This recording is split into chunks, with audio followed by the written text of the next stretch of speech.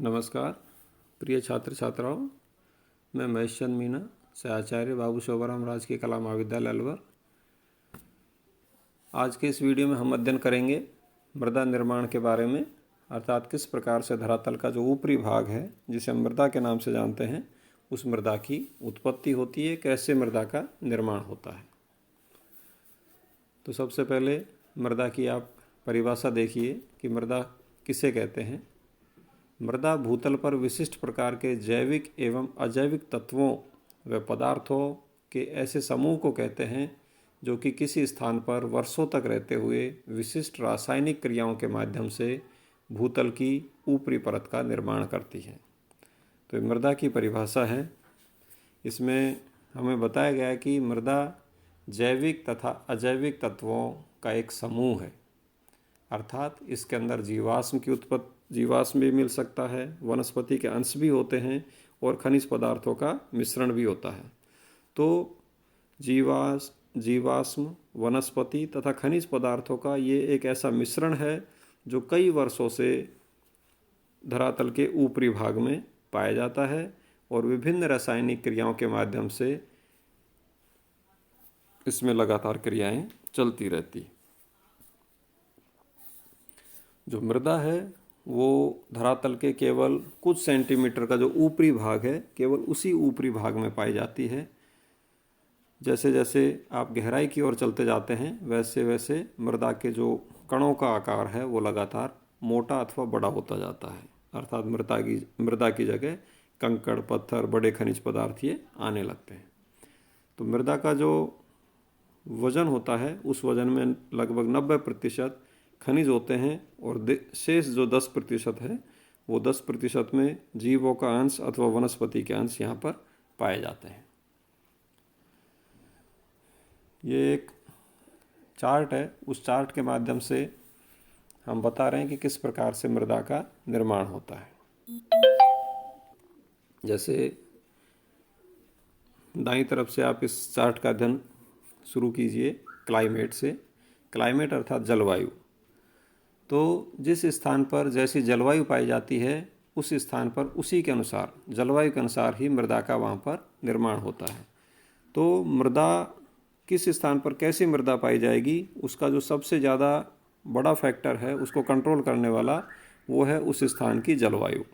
तो जलवायु के ऊपर ही मृदा की विशेषताएं निर्भर करती हैं।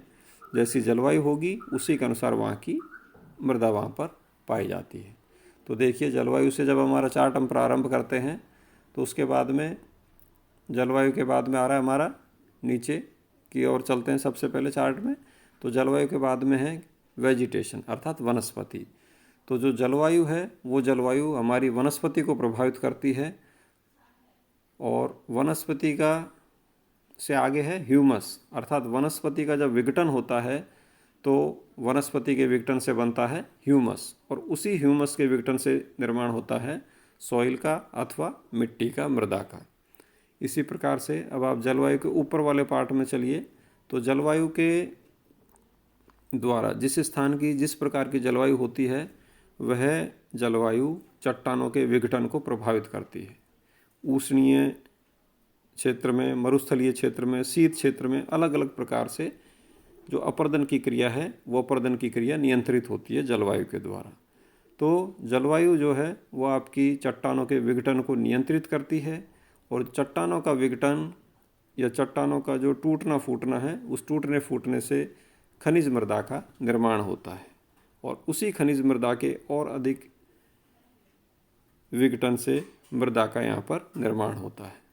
तो इस प्रकार से जलवायु वह सबसे बड़ा फैक्टर है जो मृदा निर्माण को नियंत्रित करता है। जलवायु के द्वारा वनस्पति, ह्यूमस, चट्टानों का विघटन और खनिज मृदा का निर्माण ये सभी प्रभावित होता है, जो मृदा को बनाने में सबसे बड़ा या सबसे अहम योगदान अपना देता है। इस चार्ट के बाद में हम अध्ययन करेंगे मृदा निर्माण को जो प्रभावित करने वाले कारक हैं उनके बारे में। तो मृदा निर्माण को प्रभावित करने वाले कारकों में सबसे जो इम्पोर्टेंट कारक है जलवायु के बाद में वो है पैतृक चट्टानें। अर्थात जिस स्थान में, जिस क्षेत्र में जिस प्रकार की पैतृक चट्टानें होंगी, उन्हीं के विघटन एवं अपघटन से मृदा के मूल रूप की रचना होती है। मृदा की रासायनिक संरचना पैतृक चट्टानों पर निर्भर करती है, क्योंकि जैसा कि आपने इस चार्ट में देखा कि जो मृदा है, मृदा का निर्माण किससे हुआ? खनिज मृदा से। और खनिज मृदा का निर्माण किससे हुआ? उस स्थान पर पाई जाने वाली चट्टानों से। तो जैसी विशेषता चट्टानों की होती है, उसी प्रकार की विशेषता, क्योंकि वही खनिज मृदा में है और वही खनिज मृदा में है, तो जिस प्रकार की चट्टान पाई जाती है उस क्षेत्र में, उसी प्रकार की या उसी प्रकार की विशेषताएं उस क्षेत्र में मिलने वाली मृदा में पाई जाती हैं। तो मुख्य रूप से जो पैतृक चट्टानें हैं, वो पैतृक चट्टानें मृदा के स्वभाव को प्रभावित करती हैं। दूसरा जो कारक है मृदा निर्माण को प्रभावित करने वाला, वो है उस स्थान का धरातलीय स्वरूप। मिट्टी की परत की मोटाई, उसका स्थायित्व अर्थात उसका कितना स्थायी है मिट्टी, वहाँ पर कितने दिनों तक रह सकती है, एवं मिट्टी की संरचना का निर्माण धरातलीय स्वरूप एवं धरातल के ढाल पर निर्भर करता है। जिन स्थानों में तेज ढाल होते हैं, अर्थात जैसे भूमि का ढाल वहाँ पर बहुत तीव्र है, ढलान वाला क्षेत्र है, तो वहाँ पर मृदा की मोटाई कम पाई जाती है। मृदा की जो परत की मोटाई है, वो मृदा की परत की मोटाई कम पाई जाती है, क्योंकि लगातार मिट्टी नीचे की ओर लुढ़कती हुई जाती है। स्थायित्व वहाँ पर कम पाया जाता है मृदा का, तो मृदा की जो परत की मोटाई है वो लगातार वहाँ पर ऐसे स्थानों में कम मिलती है जहाँ पर क्षेत्र में ढाल अधिक होता है। इसके विपरीत जो निम्न ढाल वाले क्षेत्र हैं, अर्थात जो लगभग समतल जो क्षेत्र हैं, उन समतल क्षेत्रों में चूँकि मृदा का जो स्थायित्व है वो वहाँ पर अधिक रहता है, मृदा नीचे की ओर कम जाती है, इसलिए उन स्थानों में मृदा की जो परत की मोटाई है वो अधिक पाई जाती है। तो धरातलीय स्वरूप के ऊपर निर्भर करता है कि जो मृदा की परत है उस परत की मोटाई कम होगी अथवा ज़्यादा होगी। जो अगला कारक है जिसका अध्ययन हम पूर्व में भी कर चुके हैं मृदा के निर्माण को प्रभावित करने का, वो है जलवायु। जलवायु के विभिन्न तत्वों जैसे तापमान, वर्षा, नमी, अनाच्छादन की क्षमता व प्रक्रिया का मृदा निर्माण पर निर्णायक प्रभाव पड़ता है, सबसे अधिक प्रभाव पड़ता है। इसके अतिरिक्त मृदा में जैविक तत्वों की मात्रा भी अप्रत्यक्षतः जलवायु पर ही निर्भर करती है।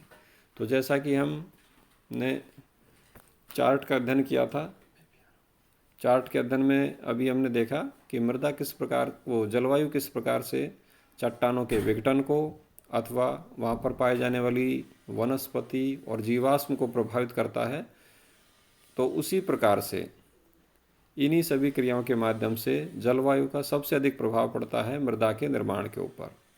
जैसी चट्टान का विखंडन होगा, उसी प्रकार से वहाँ पर पाई जाने वाली मृदा की विशेषताएं होती हैं, और जिस प्रकार से जलवायु होती है उसी के अनुसार वहाँ पर वनस्पतियों का निर्माण होता है और वनस्पतियों का विघटन होता है, जो मृदा निर्माण को प्रभावित करने में सबसे अधिक अपनी भूमिका को निभाते हैं कि मृदा उपजाऊ है अथवा नहीं है। अगला जो फैक्टर है वो है समय काल। नवीन मिट्टी में कंकड़, पत्थर एवं बालू के कण अधिक पाए जाते हैं, क्योंकि यहाँ पर अपरदन का, इनको जो विखंडन का जो समय है वो विखंडन का समय यहाँ पर कम मिलता है। धीरे धीरे समय के साथ साथ जो कंकड़ पत्थर हैं उनका लगातार और अधिक विखंडन होता है, अपरदन होता है, और उसके फलस्वरूप मृदा नवीन से प्रौढ़ बनने लगती है। और जितनी ज़्यादा प्रौढ़ होती है मृदा, अर्थात उसका जो काल अवधि होती है मृदा की, वो जितनी ज़्यादा अधिक होगी, मृदा के जो कण हैं उन कणों का आकार लगभग उतना ही छोटा पाया जाएगा, बारीक पाया जाएगा। जो अंतिम जो कारक है यहाँ पर मृदा निर्माण को प्रभावित करने वाला, वो है विकसित जैविक स्वरूप। अर्थात जिस क्षेत्र में हम मृदा निर्माण का अध्ययन कर रहे हैं उस क्षेत्र में जैविक स्वरूप कितना विकसित है। जैसे घास के प्रदेशों में मिट्टी अनेक प्रकार से रासायनिक क्रियाएं करती रहती है, इसी भांति आर्द्र प्रदेशों में मिट्टी की टहनियाँ तथा तने मिट्टी में सड़ गलकर पीट बॉग का निर्माण करते हैं। वनस्पति के अतिरिक्त गिलहरी, कुत्ते, चूहे, सांप, नेवले, ये कई जानवर ऐसे होते हैं जो भूमि की ऊपरी सतह को लगातार ढीला करते रहते हैं, जैसे केंचुआ। इसी प्रकार से सूक्ष्म जैव जगत स्वयं नष्ट होकर भूमि को ह्यूमस प्रदान करता है। तो किसी स्थान पर पाए जाने वाला जैविक स्वरूप कितना विकसित है, उस जैविक स्वरूप के ऊपर भी उस स्थान पर मिलने वाली मिट्टी, मृदा निर्भर करती है कि उस मृदा के अंदर कितनी उपजाऊपन होना चाहिए। जैसे यहाँ पर आपने अभी देखा कि जो भी घास के प्रदेश हैं, अर्थात जो आर्द्र क्षेत्र हैं, उन आर्द्र क्षेत्रों में लगातार घास या वनस्पति की अधिकता रहती है, जो सड़ गलकर ऐसी वनस्पति लगातार ह्यूमस की मात्रा को बढ़ाती रहती है। इसी प्रकार से जो कुछ ये जानवर हैं, जैसे कुत्ते, चूहे, सांप, नेवले, ये इस प्रकार के गिलहरी, ये ऐसे जानवर हैं जो भूमि की ऊपरी सतह को लगातार ढीला करते रहते हैं। और इसके अलावा जो माइक्रो ऑर्गेनिज्म हैं, जो सूक्ष्म जैव जगत होता है, जिसमें केंचुआ आदि हैं, ये सूक्ष्म जैव जगत भी स्वयं नष्ट होकर भूमि को लगातार ह्यूमस प्रदान करता रहता है, भूमि का लगातार उपजाऊपन बढ़ाता रहता है। तो ये 5 कारकों के माध्यम से किसी स्थान पर मिलने वाली मृदा का उपजाऊपन अथवा मृदा का जो संगठन है, ये सभी चीज़ें प्रभावित होती हैं। आज के इस वीडियो में इतना ही। आगे के वीडियो में हम मृदा के वर्गीकरण का अध्ययन करेंगे। धन्यवाद।